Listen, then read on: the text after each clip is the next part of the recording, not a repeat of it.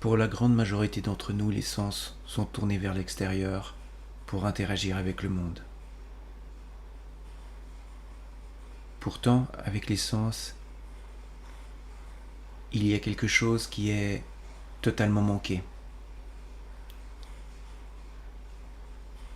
C'est habituellement manqué parce que c'est si simple que nous n'y faisons plus attention. Les sens sont également une magnifique opportunité d'éveil, de voir la pure conscience que vous êtes déjà. Voyons donc le fonctionnement. On parle généralement de 5 sens. Je vais aussi parler de la pensée, car elle a un fonctionnement tout à fait similaire. Prenons l'ouïe par exemple. Où que tu sois, peu importe ce que tu es en train de faire, l'audition est là. Tu n'as pas à la faire débuter ou à l'interrompre.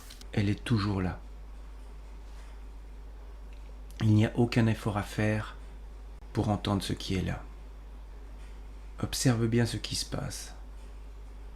Il y a tout ce que tu entends, qui va, qui vient, un son qui arrive, dure un certain temps puis s'en va. Mais l'audition elle-même ne bouge pas. C'est un espace ouvert où la conscience dans laquelle les sons vont et viennent. Tu peux remarquer qu'un son est connu à l'instant où il arrive, avant que le mental puisse y mettre une étiquette, de dire c'est ci, c'est ça.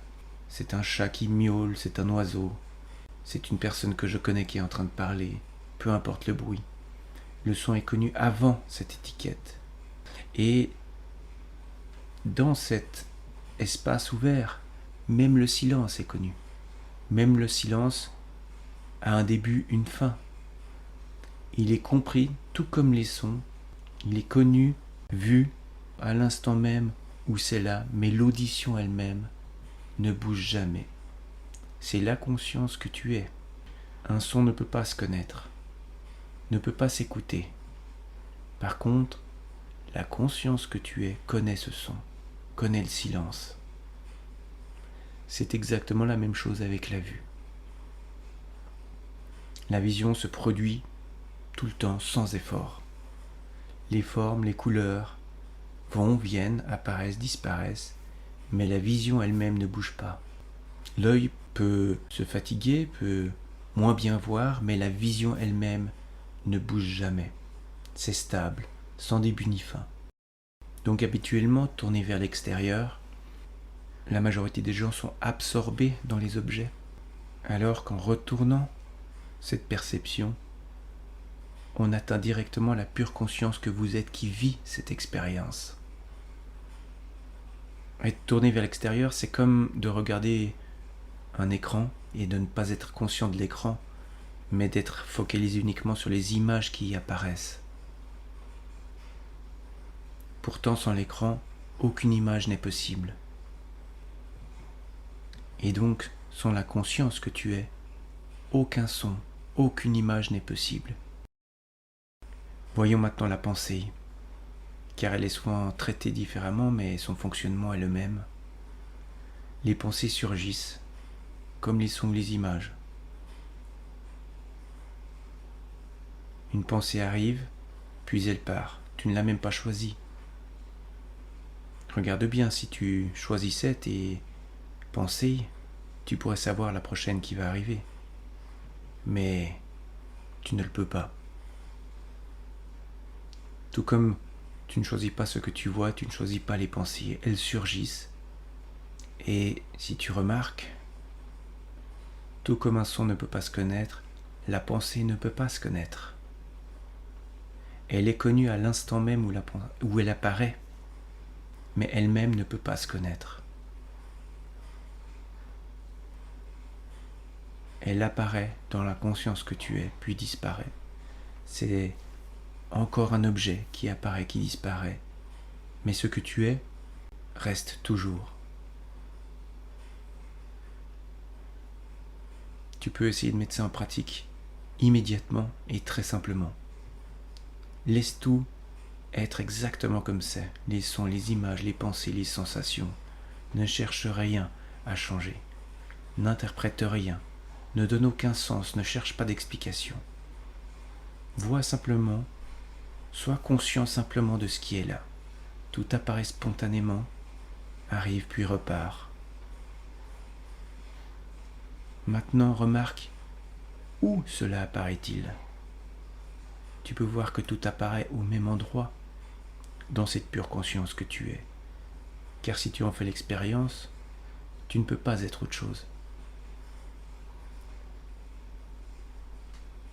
Et maintenant remarque que cette pure conscience n'est jamais altérée, n'est jamais impactée par les événements, par les objets qui vont et viennent à l'intérieur.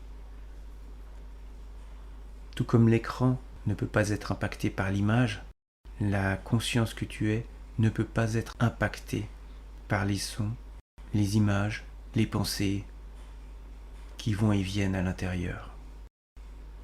Si tu vois ça, si tu vis ça, là, maintenant, alors tu peux aussi remarquer qu'il n'y a rien de personnel.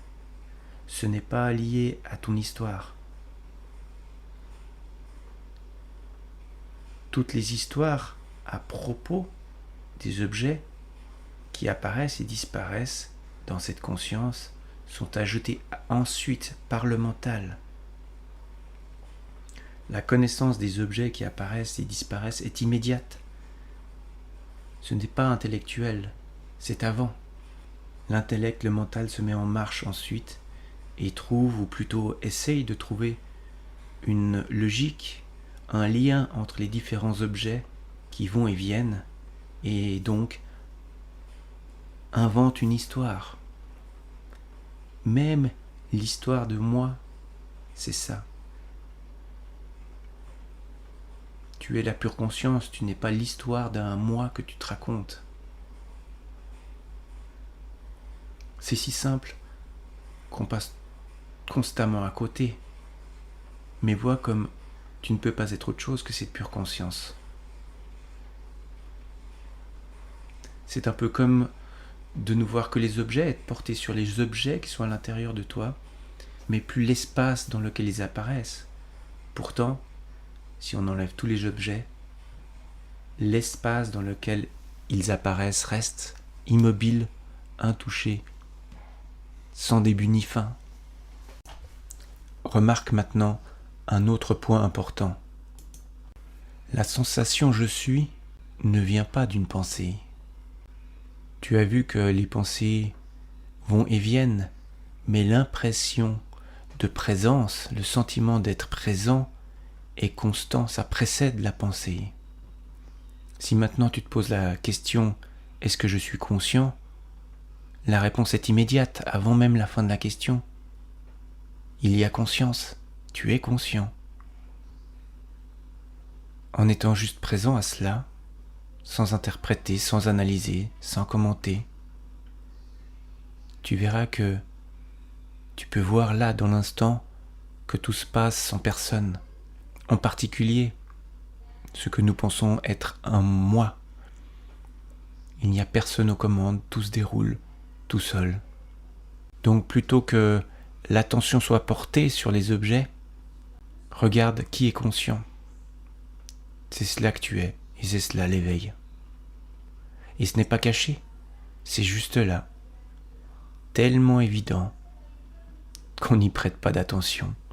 L'attention est perpétuellement attirée par les objets. Mais tu es la pure conscience.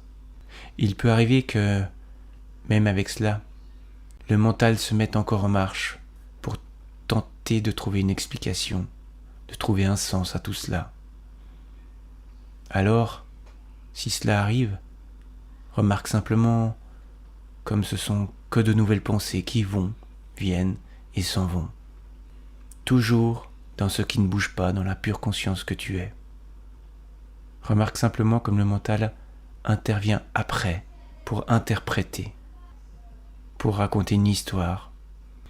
Car si tu vois ça, tu peux voir que, suivant l'interprétation, l'histoire qui est créée peut être jugée comme négative et qu'en étant sans arrêt porté vers ces objets, vers ces idées, en les croyant, d'autres idées du même genre peuvent rapidement tourner en boucle.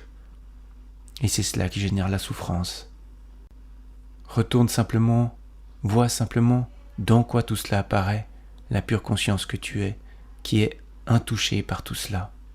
Tu peux voir aussi que le mental ne crée pas l'expérience. Il ne fait qu'interpréter, qu'inventer une histoire en tentant de trouver des relations entre tous les objets. Lorsque cela est clairement vu, la souffrance cesse.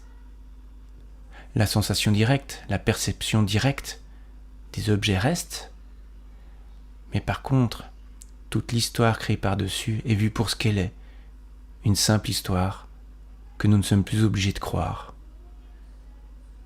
Et cela est libérateur. L'interprétation, la création de l'histoire n'est absolument pas un problème, ni même l'histoire d'un moi. Mais, une fois clairement vue, ce n'est plus confondu avec ce que tu es.